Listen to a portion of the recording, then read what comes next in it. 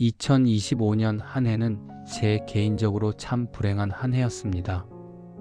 돼지게 맞고 소금 짐지고 뛴다는 우리 속담처럼 경제적인 문제에서부터 사랑하는 아내의 백혈병 선고까지 제 힘으로 감당할 수 없을 것 같은 불행들이 연속적으로 저와 제 가정을 덮쳤습니다. 제 힘으로 감당할 수 없을 것 같았다는 것이지 감당할 수 없었다는 아닙니다. 어떻든 사람의 힘도 불행의 힘만큼이나 그리 만만한 것은 아니어서 죽을 것 같았지만 죽지 않고 여기까지 왔습니다. 그리고 돌아보면 꼭 불행만 있었던 것도 아니었습니다. 불행의 시간, 고통과 고난의 시간을 통과한 자 혹은 걷고 있는 자만이 느끼고 깨달을 수 있는 돈으로는 감히 살 수 없는 깊은 통찰과 지혜도 얻을 수 있었습니다. 제가 유튜브를 시작하고 제일 많이 다룬 주제가 쇼펜하우어입니다. 저는 사실 쇼펜하우어에 대해 잘 몰랐습니다. 잘 모를 뿐만 아니라 쇼펜하우어에 대해 부정적으로 들었던 과거 잘못된 정보가 머릿속에 그대로 남아 있어서 사상이 불순한 사람이라는 편견도 가지고 있었습니다. 제가 말하려는 주제와 약간 벗어난 말이기도 하지만 제 영상을 보고 댓글로 의견을 남겨주신 분들 중에는 부분을 가지고 전체를 평가해버리는 댓글들이 있습니다. 그분들의 의견을 무시하는 것은 아닙니다. 단지 평가는 조금 더 나중에 하면 어떤가, 미리 평가, 즉 선을 그어놔버리면 그 선 너머로는 절대로 가지 않을 테고 그러면 그 선 너머에 있는 가치 있는 것들은 만나지도 경험해보지도 그래서 거기서 오는 유익을 스스로 차단해버리는 꼴이지 않는가 하는 아쉬움이 있습니다. 다시 제가 말하고 있었던 주제로 돌아오면 그런데 왜 쇼펜하우어를 다루었느냐 하면 사람들이 쇼펜하우어를 좋아한다고 해서 유튜브를 처음 시작하는 사람 입장에서 사람들이 좋아하는 것, 유튜브 알고리즘 이런 것들을 무시할 수 없어서였습니다. 그런데 쇼펜하우어의 글들을 읽으면서 그의 매력에 푹 빠졌습니다. 특히 평범한 일상이 가장 최고의 행복이다. 평범한 일상을 지키는 일이 가장 중요한 일이다. 같은 말들은 모든 평범한 일상이 다 무너져버리고 그 평범한 일상을 다시 회복하기 위해 몸부림치고 있었던 제 입장에서는 온 마음을 다해 세상에 외치고 싶었던 내용이기도 했습니다. 쇼펜하우어의 돈에 대한 입장도 그렇습니다.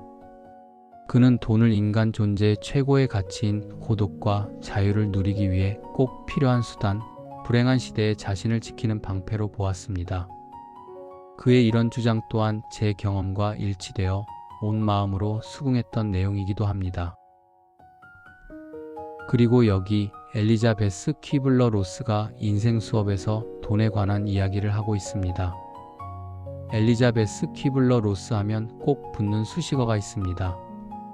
호스피스의 어머니, 의학계의 여신, 죽음학의 세계적인 대가, 타임이 선정한 20세기를 변화시킨 백인 중 한 사람, 20세기를 대표하는 정신의학자 등등 죽음 직전에 놓여있는 수백 명의 사람 곁에서 그들의 이야기를 담은 책이 인생 수업이기에 죽음 앞에서 돈은 무슨 의미이며 무슨 가치가 있느냐라는 관점에서 돈에 대해 이야기하고 있습니다. 언뜻 들으면 돈은 별로 의미가 없다라고 이야기하는 것 같지만 주장의 무게중심이 돈보다 더 귀한 것이 있다는 쪽에 있기 때문에 돈은 목표가 아닌 수단이라고 주장하는 쇼펜하우어나 별 차이가 없는 이야기이기도 합니다. 죽음학의 대가인 엘리자베스 퀴블러-로스는 돈에 대해서 어떤 생각을 가지고 있는지 짧은 글이지만 깊은 지혜가 담겨있는 소중한 내용입니다. 함께 들어보시지요.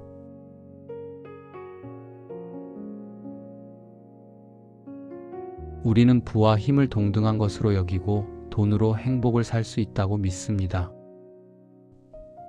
그렇지만 많은 돈을 갖게 되어도 전혀 행복하지 않다는 걸 깨닫고 나면 크게 실망합니다. 가난을 못 이겨 자살하는 사람들만큼 많은 수의 부자들이 자살을 합니다. 프로이트는 만일 자신에게 부유한 환자를 진찰할지 가난한 환자를 진찰할지 선택할 수 있는 기회가 주어진다면 망설이지 않고 부유한 쪽을 택하겠다고 말했습니다. 부자들은 더 이상 자신의 문제를 돈으로 해결할 수 있을 거라고 생각하지 않기 때문이라는 것입니다. 물론 대다수의 사람들은 여전히 많은 돈을 갖고 싶어 합니다. 하지만 돈이라는 것도 결국엔 경험에 불과합니다. 다른 경험들과 종류가 다르긴 하지만 별로 나올 것 없는 경험일 뿐입니다.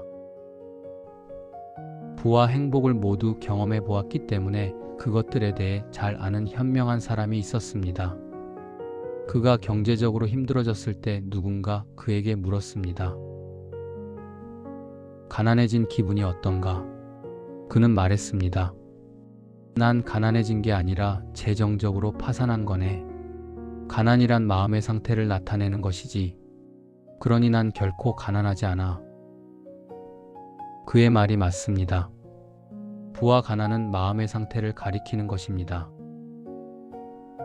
스스로를 부자라고 생각하는 가난한 이들이 있는 반면 자신을 가난하다고 생각하는 부자도 있습니다.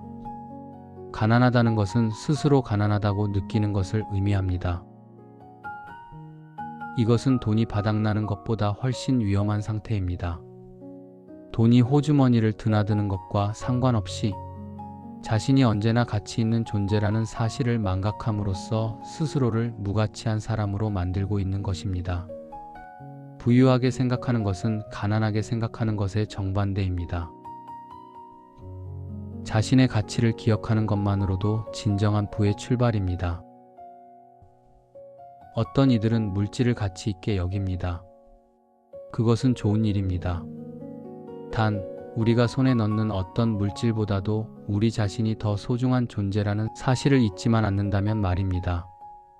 우리는 흔히 하고 싶은 일을 하면 돈은 자연히 따라온다는 충고를 듣습니다. 때로 그것은 사실입니다. 하지만 더 정확한 진실은 자신이 진정 좋아하는 일을 하면 고급 승용차를 몰고 다니는 것보다 더 큰 삶의 가치를 발견하게 된다는 사실입니다.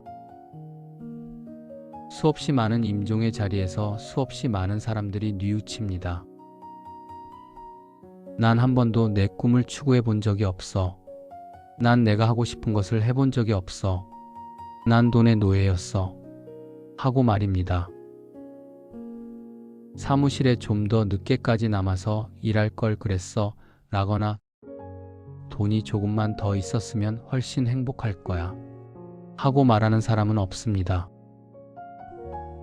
돈이 우리에게 힘을 줄 거라고 믿듯이 다른 사람들과 상황을 지배할 수 있게 되면 힘을 얻을 거라고 흔히들 생각합니다. 물론 일상생활을 해나가기 위해서는 어느 정도 통제 능력이 필요합니다. 문제는 정도를 벗어나 과도한 권력을 행사하려 들 때 생겨납니다. 그때 우리는 강해지기는커녕 오히려 불행해집니다. 더 많은 통제력을 움켜쥘수록 그 힘을 통제 불가능한 것에까지 쏟아붓기 때문에 삶의 질은 떨어집니다. 더 많은 돈을 소유하거나 더 큰 권력을 가진 사람이 그렇지 못한 사람보다 외부 환경을 더 잘 통제하는 것은 사실입니다. 하지만 그것은 진정한 힘과는 아무 관계가 없습니다. 그것은 타인에 대한 일시적인 영향력일 뿐입니다. 육체, 직장, 돈, 아름다움 등 우리가 잃을까봐 두려워하는 것들은 외면적인 힘의 상징입니다. 우리는 종종 다른 사람들이 그들 자신의 이익을 위해서도 우리가 원하는 방식으로 행동하기를 원합니다. 그러나 우리의 방식이 항상 최선은 아닙니다. 왜 다른 사람들이 우리의 방식으로 행동해야 할까요? 왜 그들 나름의 독창성을 발휘해 행동하면 안 될까요? 다른 사람들이나 물건들 또는 사건들을 지배할 수 있다는 생각은 망상에 불과합니다. 이것을 깨닫고 남을 지배하려는 마음을 버릴 때 인간관계와 삶에서 더욱 강해질 수 있습니다. 우리가 통제하지 않는다고 해서 삶이 혼란스러워지지는 않습니다. 오히려 자연스런 질서 속에 흐르게 됩니다. 엘리자베스 퀴블러 로스의 인생 수업 중에서